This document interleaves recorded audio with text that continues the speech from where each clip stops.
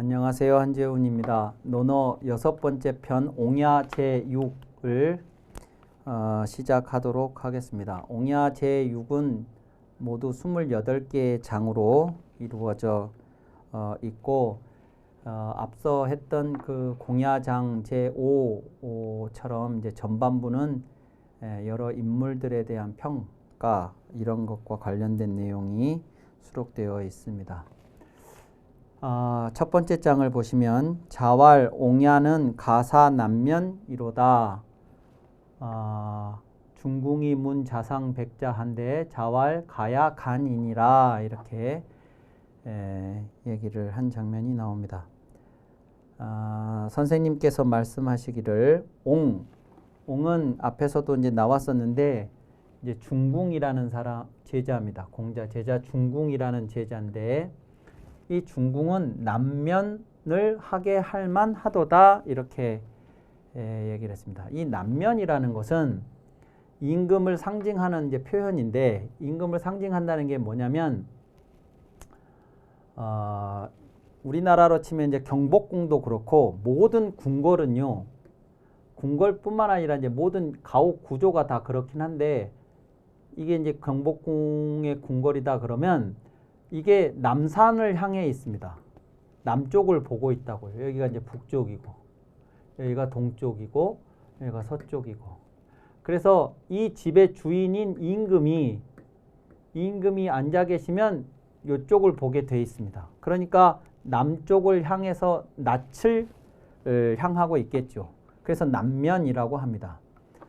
이제 그것은 이 중국이나 우리나라나 이 북반구가 전부 남향을 했을 때 이제 그 계절별로 태양이 떠서 지는 그 방이나 이런 것들이 남쪽을 향했을 때 이제 살기에 가장 적합하기 때문에 이제 이루어진 것이기는 한데 이분들은 이제 어떻게도 생각을 했냐 그러면 요 남쪽이라는 방향이 가장 밝은 방향입니다.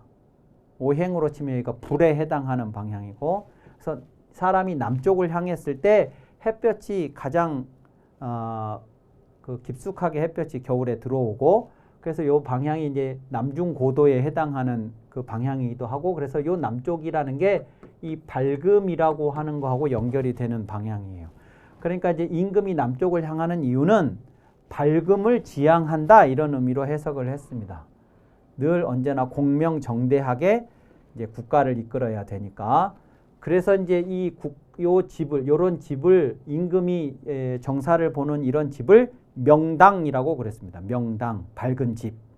이렇게 이제 표현을 했습니다. 그래서 명당이 꼭 죽은 사람의 묘자리 명당 할 때 그 명당도 명당이지만 그것도 역시 양지 바른 곳일 가능성이 높아요. 명당이. 그러니까 뭐 이렇게 예를 들어 묘가 있다 그러면 동쪽으로 서쪽으로 이게 이제 좌청룡 우백호 해가지고 이제 산이 이렇게 쌓고 있고 뭐 그러면 요 안에 움프 이렇게 하면 여기는 햇볕은 잘 들고 이쪽 바람 이쪽 뒤에 바람 여기 바람 이런 것들 다 막아주니까 여기가 명당인 거예요. 그러니까 사람이 집을 줘도 좋은 자리라고요. 돌아가신 분한테 좋은 자리는 산 사람한테도 좋은 자리고 산 사람한테 좋은 자리는 돌아가신 분한테도 좋은 자리예요. 그래서 이제 명당이라고 하는 것입니다. 자, 그래서 이제 남면이라는 게 이제 임금을 상징하는 거고 상대적으로 신하들은 남면을 하고 있는 임금을 향해야 되니까 북면이라고 하게 됩니다. 북쪽을 향한다. 그러면 이제 북면을 향한다. 북면 이런 표현이 나오면 그 임금의 신하가 됐다. 이런 얘기가 이제 됩니다. 근데 이제 공자가 자기 제자인 중궁이라는 옹이라는 제자를 두고 옹은 남면할 만하다, 남면을 하게 할 만하다 이렇게 이제 얘기를 했다는 거예요. 이게 그러니까 저는 읽을 때마다 왜 이렇게 얘기를 했을까 하는 것이 늘 의심스러워요. 의심스러우고 여기에 뭔가 문제가 있는 거 아닌가 이 글에 뭔가 틀린 글이나 빠진 글이 있는 거 아닌가라는 생각을 개인적으로는 하는데 이제 글을 볼 때 그렇게 보는 방식은 가장 주의해야 하는 방식입니다. 글이 틀렸다고 보기 시작하면 이제 이게 문제가 되니까 있는 그대로를 놓고 봐야 되는데, 여기서는 이제 진짜 중궁이 임금이 될 만하다라는 말을 했다면 이건 정말 큰일 날 얘기인데, 여기서 이제 말하는 건 이런 거라고 이해를 하죠. 중궁이라는 제자의 어떤 성향이 있는데, 그 중궁이 가지고 있는 그 성향이 임금이 가졌으면 참 좋았을 성향이다, 이런 얘기인 거예요. 이 사람이 임금이 될 만하다라는 말, 또는 임금이 되어야 한다라는 말이 아니고, 그래서 이제 그렇게 된 건데, 중궁이 그 말 공자가 선생님이 그렇게 말씀하시니까 중궁이 자상백자에 대하여 물었어요. 자상백자. 이 자상백자라는 인물은 당시에 도가, 그 유가 말고 노자의 도가 말이죠. 노자의 도가라고 하는 그 사상 계열이 있죠. 이런 도가 계열의 인물이었을 걸로 이야기되는 인물입니다. 자상백자라는 사람이. 그런데 이 사람이 어떤 사람이냐 하면, 그 한나라 때 유향이라는 학자가 있는데, 그 유향이 쓴 설원이라는 글이 있습니다. 설원이라는 책이 있는데, 말씀 설자, 이야기 설자에 동산원자를 쓰는 이야기 동산이라고 이제 우리가 번역할 수 있는 그런 책을 썼는데, 그 설원의 자상백자 이야기가 나오는데, 어느 날 공자가 자상백자를 만났는데 의관을 갖춰 입지 않고 있었다는 거예요. 그러니까 이제 이런 도가 유형의 인물들이 이런 세속적 규범, 이런 예의, 이런 것들을 거부하는 경향이 이제 강하거든요. 그래서 이제 공자를 만났는데 의관을 챙겨 입지 않고 만났다는 거예요. 그러고 나서 나중에 헤어졌는데 공자 제자들이 화가 났어요. 우리 선생님을 만나는데 옷도 챙겨 입지도 않고, 막 속옷 차림으로, 예를 들어 그런 모습으로 우리 선생님을 만나니까 공자 제자들이 화가 났죠. 화가 나가지고 선생님 왜 저런 사람을 만나십니까? 뭐 이제 이렇게 했다는 거예요. 그러니까 공자가 뭐라고 하느냐? 그러면 바탕이 아름답다. 그런데 이런 이제 문화적인 그 형식, 이런 것들이 좀 그걸 거부하고 소략하게 생각을 해서 이제 그렇긴 한데 바탕 자체는 아름다운 사람이다, 좋은 사람이다. 그래서 내가 그 사람을 조금 그 아름다운 바탕에다가 이 문화적인 옷을 좀 입혀서 이렇게 하려고 내가 그렇게 만났던 것이다, 이렇게 얘기를 했다고 합니다. 근데 이제 또 한편 공자를 만난 자상백자에게도 제자들이 있었는데 그 제자들도 기분이 나빴어요. 왜 저런 공자 같은 인물을 만나시냐고. 이제 그러니까 그 자상백자가 하는 말이, 공자가 바탕이 아름답다. 바탕이 아름다운데 너무 형식을 차린다. 그래서 내가 그 사람 바꿔놓으려고 내가 그랬다. 이렇게 얘기를 했다는 것이 유향의 설원이라는 책에 나옵니다. 그래서 이 자상백자라는 사람에 대해서 지금 중궁이가 질문했는데, 이 질문은 이제 뭐냐? 그러면 공자의 말을 보면 이렇습니다. 임금으로서 괜찮은 점이라면 간이함이다. 가야 간 이랬습니다. 그러니까 이게 지금 어떻게 되는 거냐면, 옹이는 남면하게 할 만하다라고 하니까 이 중궁 자신도, 제자 자신도 당황했어요. 선생님이 저렇게 얘기하시니까. 그래서 자상백자는 어떻습니까? 하고 질문하니까, 자상백자? 임금에게서 가능한 점이 있다면 그건 간이함이겠지? 이렇게 얘기를 한 거라는 거예요. 근데 이 간이함이라는 게 뭐냐면, 간소하다라는 간자와, 간략하다, 간소하다 하는 간자와 평이하다에 쉬울 이자를 합한 말이 간이하다예요. 간이하다.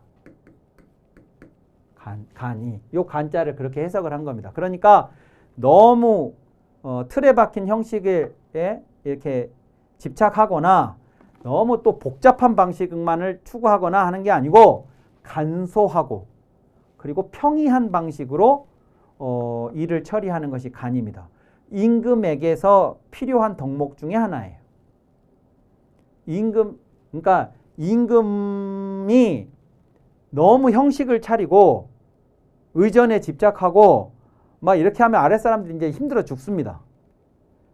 그러니까 임금에게 이제 지도자에게 요구되는 덕목 중에 하나는 넘어가 줄 것은 넘어가 주고 또 뭔가를 차려야 되는데 챙겨야 되는데 그걸 못 챙겼다 그러면 뭐 그럴 만한 이유가 있었겠지 하고 좀 이렇게 쿨하게 이해해 주고 뭐 이제 이런 간단하고 평이한 방식을 갖는 게 이제 리더십에서 이제 중요하다고 보는 겁니다. 근데 자상백자에게서 괜찮은 점이라 그러면 그런 점이다는 거예요. 아까 옷도 입지 않고 막 이렇게 이제 하는 이제 그런 이야기. 그게 이제 유향의 서론의 이야기가 정말로 그랬는가 하는 것은 알 수가 없습니다. 그냥 이제 전해지는 말, 공자를 둘러싸고 전해지는 말들이 얼마나 많았겠습니까? 사실에 근거하지 않은 그냥 만들어진 이야기들이.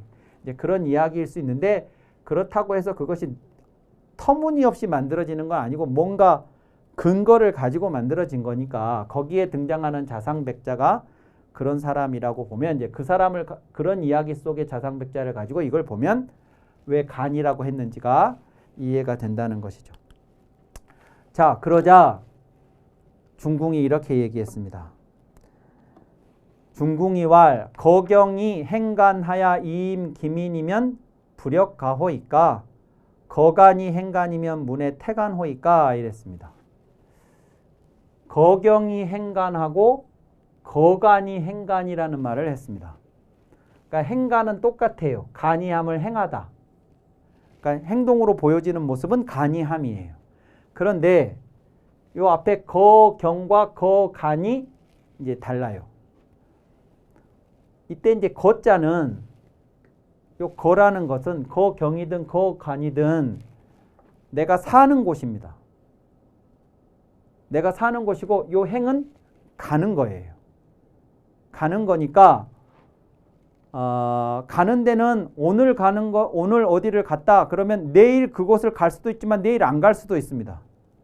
오늘은 A라는 지역을 갔고 내일은 B라는 지역을 가고 모레는 C라는 지역을 가고 매일매일 가는 데가 다를 수 있죠. 근데 A를 가든 B를 가든 C를 가든 반드시 밤에 이곳으로 돌아와요. 나는. 여기가 내 집이니까. 그러니까 사는 곳이 중요해요. 사는 곳이. 어디에 내가 거주하느냐. 여기가 내 자리예요. 그러니까 경에 거하면서 늘 경이라는 자세를 지니고 유지하면서 그런 뜻이죠. 그러니까. 그러면서 어떤 상황에서 간이함을 행해요. 그러면 이제 이 상황에서는 간이할 필요가 있으니까 행하는 거고 기본적으로 나는 경이라는 데 사는 사람이에요. 그렇게 내 자신은 이때 경이라는 건 제가 앞에서도 말씀드렸습니다만 이게 긴장감을 갖는 거라고 그랬잖아요. 늘 긴장하고 신중하고 최선을 다하는 그런 자세를 지니면서 유지하면서도 어떤 상황에서 간이해야 할 필요가 있을 때 그 간이함을 행해요. 행해서 백성들한테 다가가요. 임해요. 그러면 또한 가하지 않겠습니까? 이렇다면 어찌 괜찮지 않겠습니까? 이러면 괜찮은 거지요. 근데 거간이 행간이면 내가 사는 것도 간이고 행하는 것도 간이면 이건 너무 간한 거 아닙니까? 이런 거 태간. 태간이란 요 점이 있는 태자로 읽는데 태간이라는 건 너무 간한 거예요. 너무 간소하고 너무 간략하고 하는 것입니다. 무내라는 건 뭐뭐 하지 않습니까? 하는 거죠. 그러니까 이 얘기를 하는 것은 자상백자라는 사람이 괜찮은 게 간이다 라고 공자가 말씀하시니까 자상백자의 간함은 중궁이 봤을 때 이런 간이다 이거예요. 근데 그게 괜찮다고 그건 너무 간한 거 아닙니까? 이래야 되는 거 아닌가요? 지금 이렇게 말하자면 반문을 하는 거죠. 선생님의 말씀에 대해서. 그러자 공자가 말씀하시기를 옹지언이 연하다. 옹의 말이 옳다. 이제 너의 말이 옳다. 이렇게 인정해 주는 장면입니다. 그러니까 아마 앞에서 공자가 옹이는 남면하게 할 만하다라고 했을 때 그 옹의 어떤 특성을 공자가 주목을 했겠냐고 보면 바로 이어서 중궁이 자상백자 이야기를 물었고 그 자상백자와 관련해서 간이함에 대해서 이야기를 한 걸 보면 이제 이 중궁이라는 사람도 이 간이하다라고 하는 이 간자 그리고 이제 서경에 보면 이 간자하고 임금이 지녀야 할 덕목으로 나오는 또 하나가 이어서 나오는 게 너그러울 관자예요.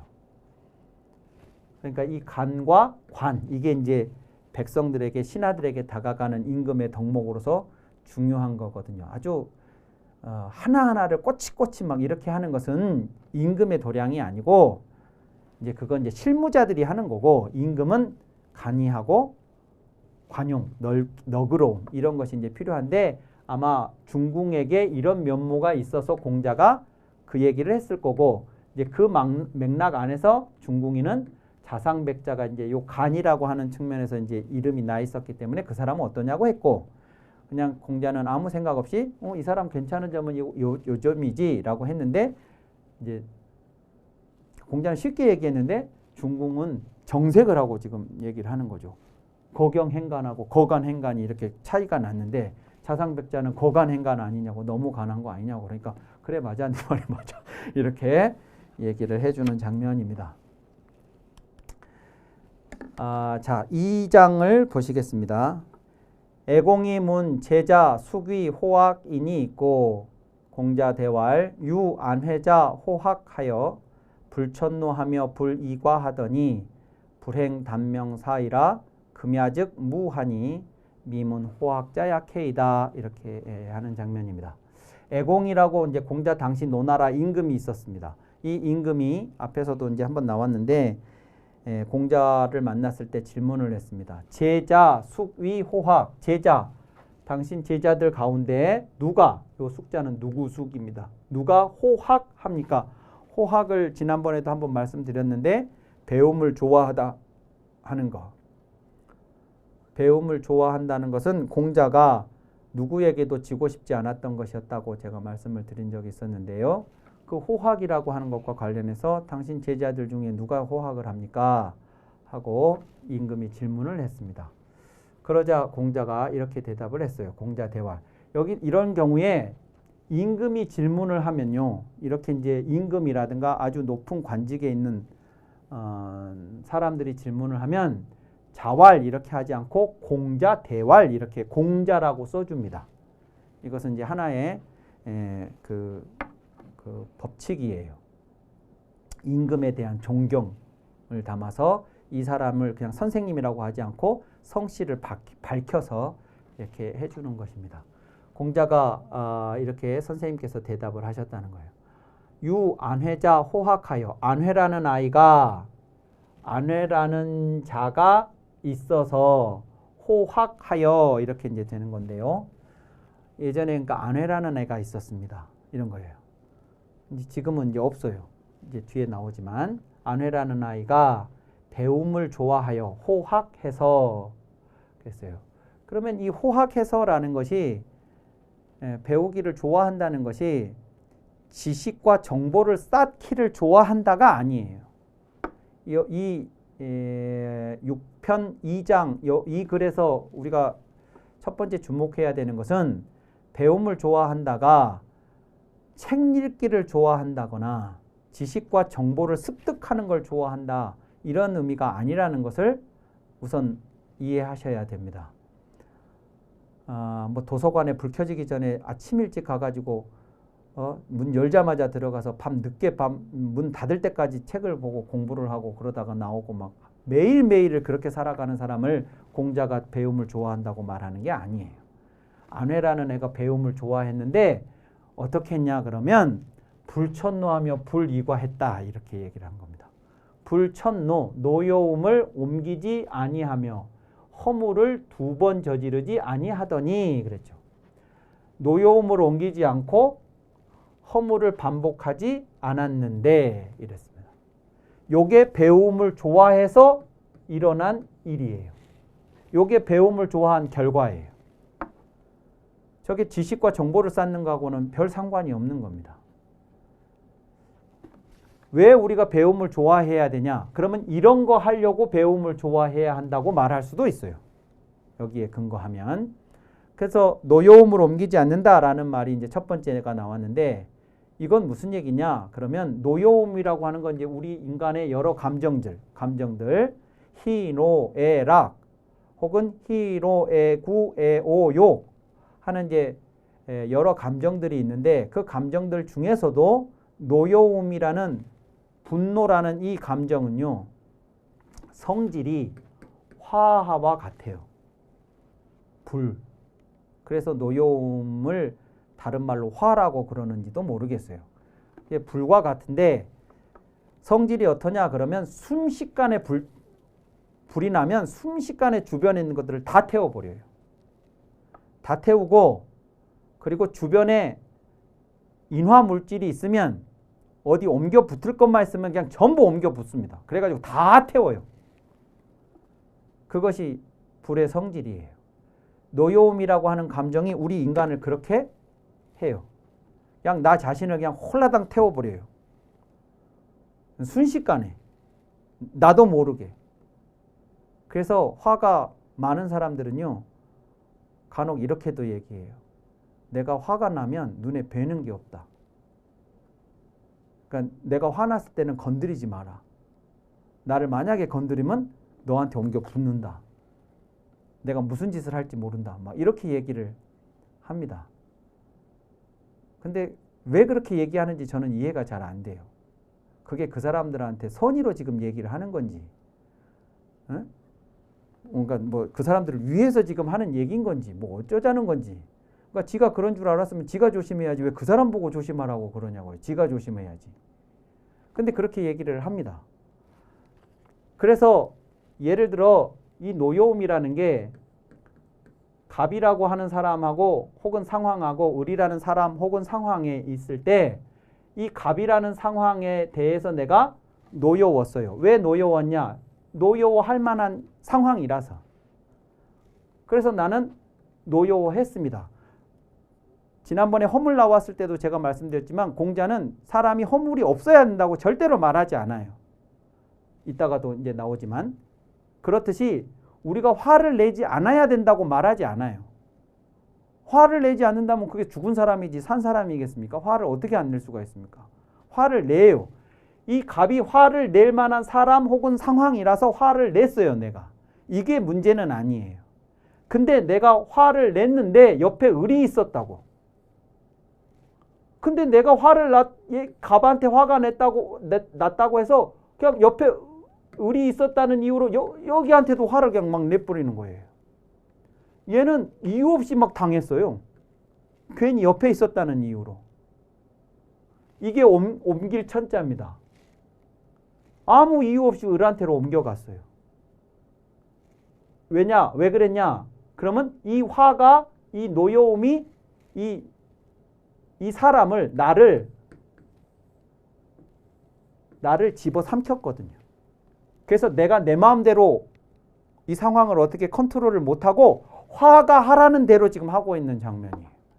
그래서 그냥 옆에 을이 있으니까 을한테도 그냥 확 한 겁니다. 그러니까 인간의 여러 감정들 중에서 이 노여움, 화라고 하는 감정이 순간적으로 가장 컨트롤하기가 어려운 감정이라고 합니다. 근데 노여움을 옮기지 않았다는 얘기는 갑한테는 화를 낼 만해서 화를 냈는데 을에게는 화를 내야 할 이유가 전혀 없기 때문에 을한테는 화를 옮기지 않았다 그 얘기예요. 그건 감정을 내가 컨트롤하고 있다 그 뜻입니다. 우리가 배움을 좋아해서 배움을 해야 하는 이유가 내 자신의 감정을 내가 컨트롤할 수 있는 사람이 되어야 하니까. 이제 그런 걸로 설명을 할 수가 있는 것이죠. 두 번째, 불이과 했습니다. 허물을 두 번 저지르지 않는다. 허물을 아예 저지르지 않는다가 아니라 같은 허물을 두 번 반복하지 않는다. 이런 얘기입니다. 두 번 반복하지 않으려면 지난번에 그런 얘기가 있었죠. 견기화 내자송 공야장 5편에 있었습니다. 그 허물을 발견하고 내면에서 스스로 송사하라. 그래서 지나칠 행위 안에서 허물이라고 하는 특정한 행위를 내가 발견해내야 되고 성찰을 통해서 반성을 통해서 발견해내고 그 발견한 허물을 그냥 지나치는 것이 아니라 판결하듯이 철저하게 원인, 과정, 결과 그리고 그것을 반복하지 않으려면 어떻게 징계, 어느 수준에서 내가 징계를 해야 되는가 하는 것까지를 나 스스로 나 자신에게 그렇게 할 수 있어야 한다. 요런 과정이 말하자면 요렇게 같은 허물을 2번 반복하지 않는 방식이에요. 근데 안현은 배움을 좋아해서 그렇게 했다는 거예요. 그러니까 배움을 좋아해야 하는 이유, 그것이 결국 내가 나 자신을 컨트롤하고 나의 이렇게 그 자잘한 허물 하나하나를 지나치는 것이 아니라 그것을 찾아내고 그것을 다시 반복하지 않고 하는 이제 그런 사람으로 되어가는 것을 말한다. 이렇게 보셔야 하는 것이죠. 자, 그렇게 하였더니 불행단명사의라 불행하게도 단명해서 죽고 지금은 없으니 지금은 이 세상에 없어요. 안현이. 그러니 미문호학자야 캐라. 이제 그 아이가 세상을 뜨고 난 이후에는 아직 내가 못 들어봤습니다. 호학자, 배움을 좋아하는 자를 듣지 못했습니다. 이렇게 얘기했습니다. 자, 그런 것. 그래서 이제 이 장에서 여기 2장에서 중요한 것은 호학이라고 하는 문제가 뭘 얘기하는 거냐 하면 이제 이런 걸 얘기한다는 거 하나를 기억하실 필요가 있고, 이제 또 하나는 안현이라는 제자에 대해서 공자가 호학이라는 것을 이제 허락했습니다. 근데 안현이 정말로 호학을 해서 허락을 했겠지만 만약에 이 대화가 있었을 당시 안현이 죽지 않고 살아 있었다면 공자가 안현이 호학했다고 말했을까 하는 것은 미지수입니다.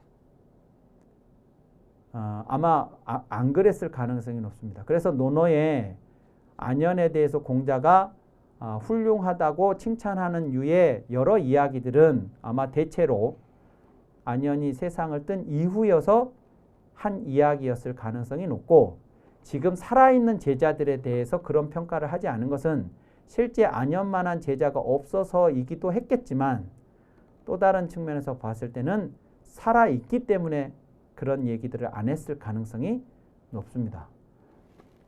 호학한 사람을 나는 아직 듣지 못했다.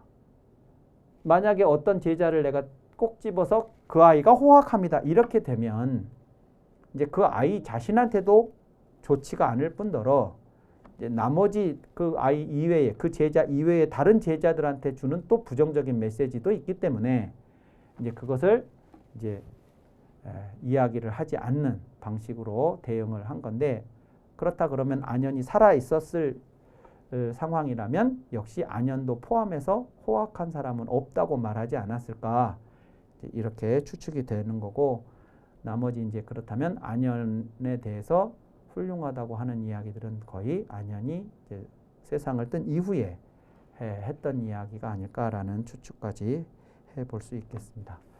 자, 오늘 강의는 이것으로 마치고 다음 시간에 이어서 하도록 하겠습니다. 감사합니다.